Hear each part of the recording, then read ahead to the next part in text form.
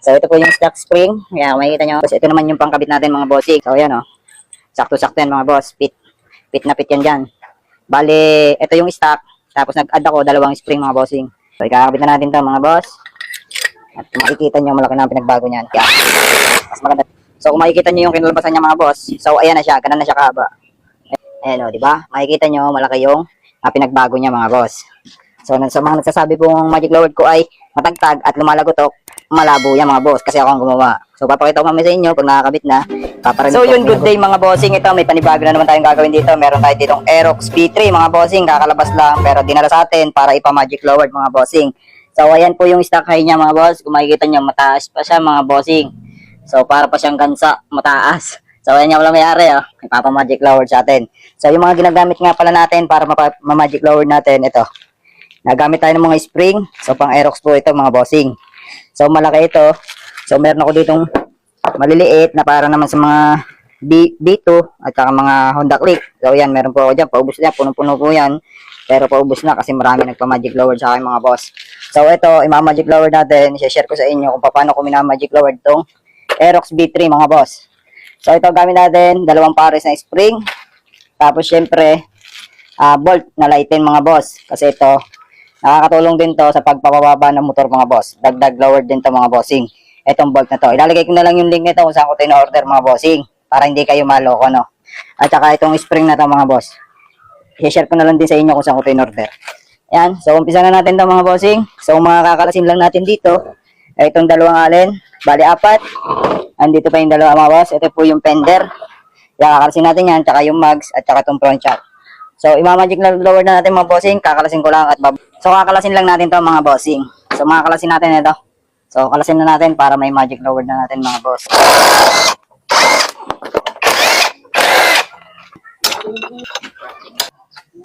Kayo, tanggalin niyo yung caliper. At so,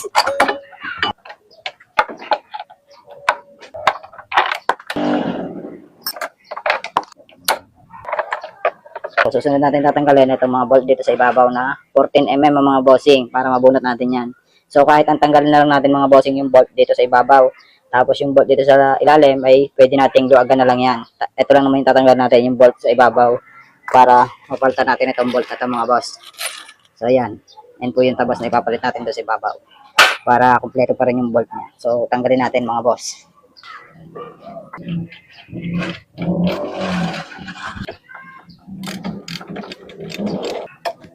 So ito mga boss, natanggalan natin yung dalawang front shock. So ngayon babaklasin na natin yan. So kalasin lang natin to mga boss. So nga pala yung DIY na tools ko mga bossing. Yan. Madali po mag magic lower pag may ganitong tools.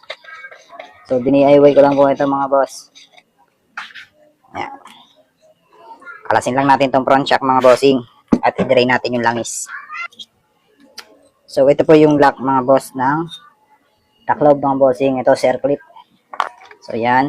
Tapos ito yung taklob niya mga bossing. Tapos ito yung spring. So, dry natin yung langis.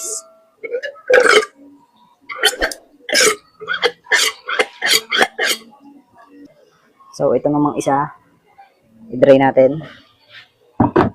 Kalasin lang din natin ito mga boss. Ayan. So yun yung lock. Ayan mga boss. Tanggalan natin yung takip. At i-drain natin yung langis.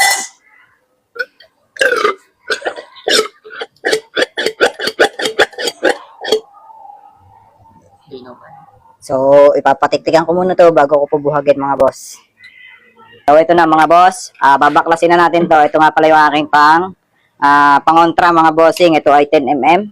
Yan, kinokontra ko sa ilalim para matanggal ko at mabuhag ko mga boss.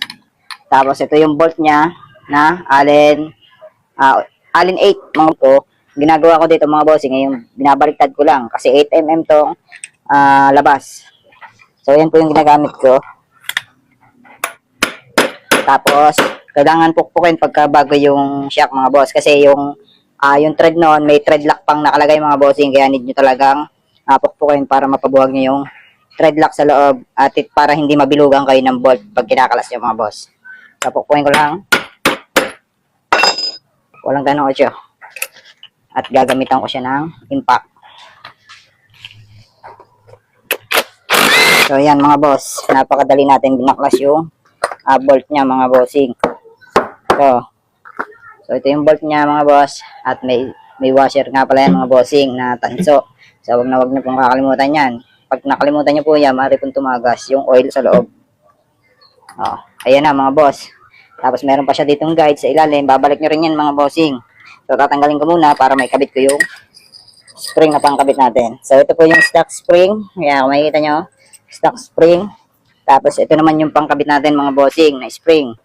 So ayan sakto-sakto yan mga boss. Fit na fit yan dyan. Bale, ito yung stock. Tapos nag-add ako dalawang spring mga bossing.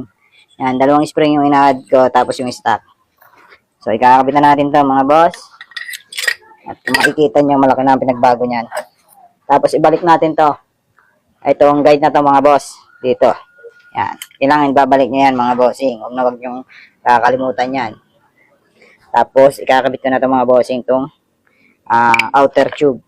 Yan. Tapos babalik na natin yung bolt. Yan. Ganun lang mga bossing. Mag-magic lowered. Napakadali lang mga boss. So mas madali nga pala ito mga bossing sa may tools na. Pero pag wala ka pang tools, so mahirap. Mahirap mag-magic lowered. Mahirap kamayin kung wala kang tools. Yan. Mas maganda talaga may tools. Ayan. So, nailagay na natin yung inad natin na dalawang spring sa loob.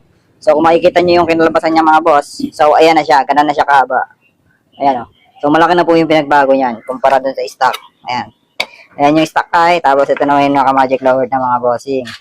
Ayan o, di ba? Makikita nyo, malaki yung pinagbago niya mga boss. So, sa mga nagsasabi pong magic lowered ko ay matagtag at lumalagotok, malabo yan mga boss kasi ako ang gumawa. So, papakita ko mamaya sa inyo pag nakakabit na, paparinig ko kung may lagotok or may tigtig mga bossing. So, ikakabit ko na to. Sasampulan ko muna to kayo ng isa mga boss. Dalawang spring lang nilagay ko. Yan. So, ikakabit ko muna yan. Bago natin ikabit, syempre, kailangan nyo magputol ng spring kasi kung hindi kayo magpuputol ng spring, maaaring lumagotok pag nilaro nyo. At maaring tumigtig pag hindi kayo nagputol.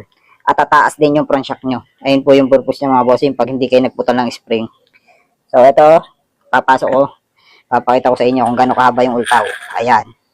So, ganun po kahaba yung labas niyan mga bossing. So, mahirapan po kayo magbaon yan.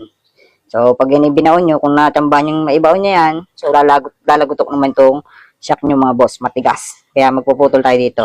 Puputulan ko lang to mga bossing, itong spring na to, Yan, puputulan ko lang to.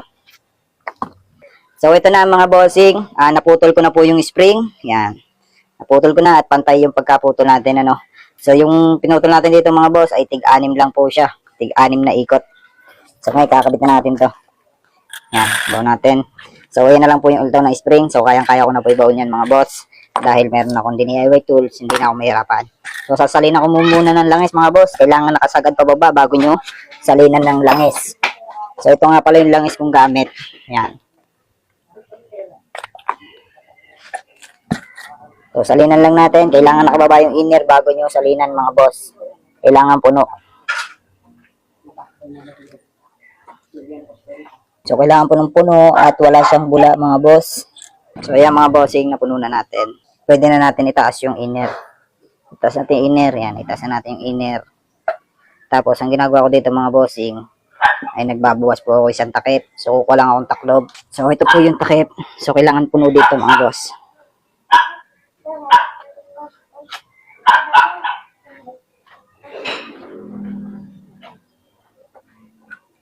So, ayan mga bossing, isang takip po yung binawas natin. So, para hindi po siya matigtig. Ganun po yung diskarte ko. So, ngayon, kakabit na natin yung takip. So, gamit lang ulit natin itong DIY natin tools.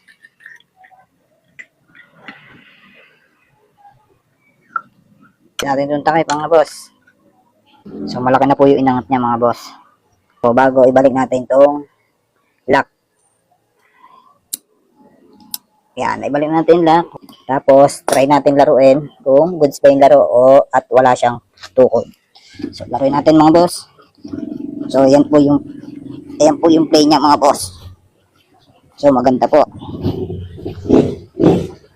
So, ayan po yung play ng shock mga bossing. So, sakto-sakto. Hindi tumutukod at hindi siya matigtig mga boss.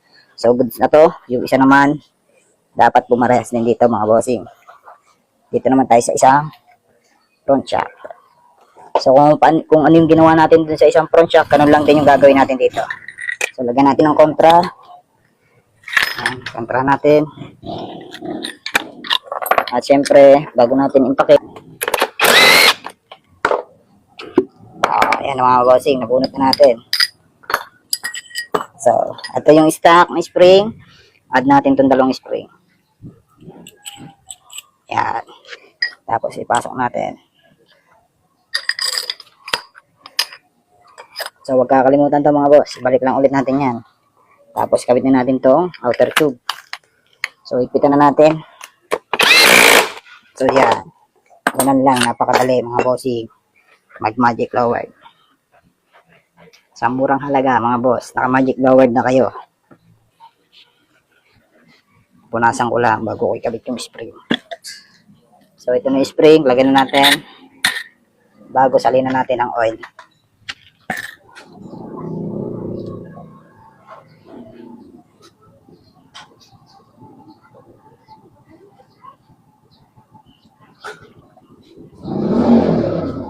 So yan mga boss, puno na, pwede na natin itaas. Tapos, babawas lang ulit tayo ng isang puno dito mga boss. Isang taklob.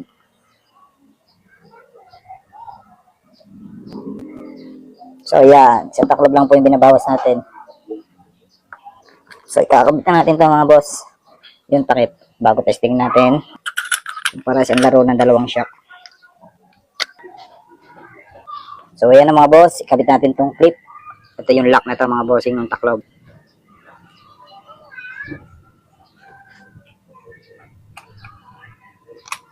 Yan. So, testingin natin mga bossing. Dapat pumaras yung laro dun sa isa. So, testingin ko lang. Yan. So, ang ganda ng plane niya mga boss. Yan o. So, wala po siyang tukod.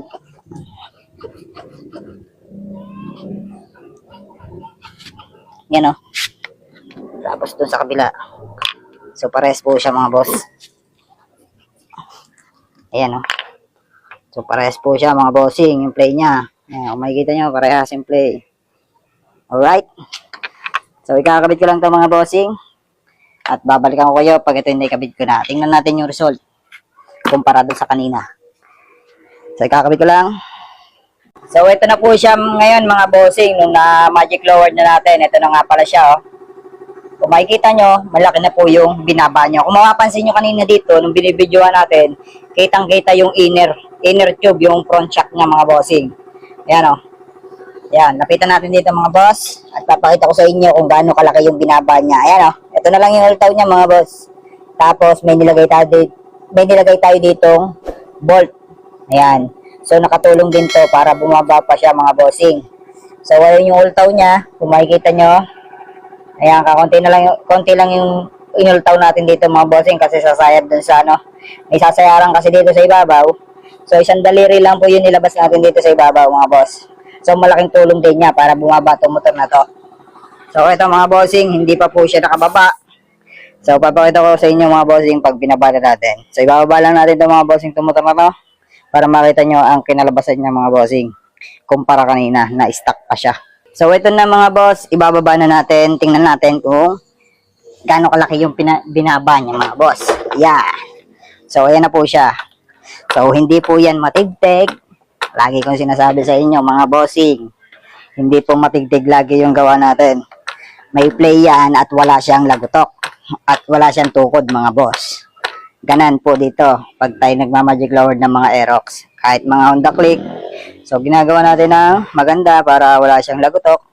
At wala siyang taltal, mga bossing. Ayan o. Kung makikita nyo, malaki pa yung play niya, mga boss. Pero malaki na yung binaba niya. Kung makikita nyo yung paa ko, yan o, lapat na lapat, may sobra pa. Ganan na kanina yan o. Pag nasa kayo may-ari, nakatiad na. So maganda yan. So tingnan natin, dito natin ilabas mga boss.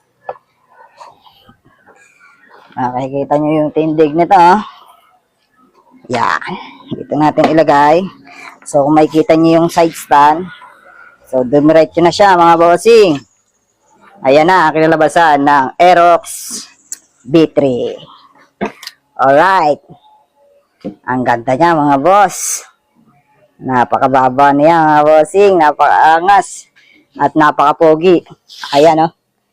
Ang bangis ng ating pagkaka-magic lower dito. So sa mga gusto po magpa-magic lower, ayan, punta lang kayo dito. Dito lang po yung mga bossing. Ayan po. Papasok yan dito. Tapat niyan. Springfield Subdivision mga bossing. So papasok lang kayo dito. Ito yung shop natin. Ayan.